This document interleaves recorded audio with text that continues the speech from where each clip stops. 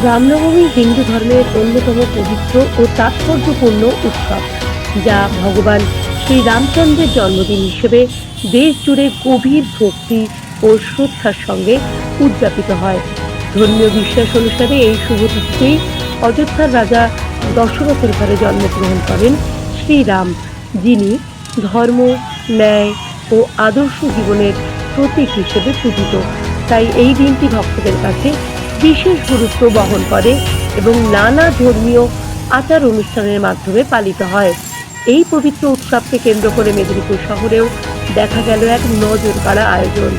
রামনবমী সমারোহ সমিতির উদ্যোগে অনুষ্ঠিত হলো একটি বিশাল বাইক র্যালি, যা এবছর পা দিল 18তম বর্ষে। 26শে মার্চ বৃহস্পতিবার বিকেলে শহরের টিভি টাওয়ার মাঠ থেকে র্যালিটি শুভ সূচনা হয়। শহরের রিং রোড ধরে প্রায় 60 কিলোমিটার পথ অতিক্রম করে এই র্যালি। সারিবদ্ধভাবে সাজানো বাইক, হাতে পতাকা এবং উৎসব মুখর আবহে মুখরিত হয়ে ওঠে গোটা শহর। র্যালিতে বিপুল সংখ্যক মানুষের অংশগ্রহণ লক্ষ্য করা যায়, যার মধ্যে মহিলাদের উপস্থিতিও ছিল চোখে পড়ার মতো।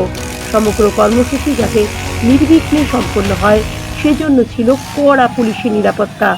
দেখতে থাকুন বিপ্লবী সংবাদ দর্পণ ডিজিটাল মিডিয়া পেজ, সঙ্গে দীপান্বিতা।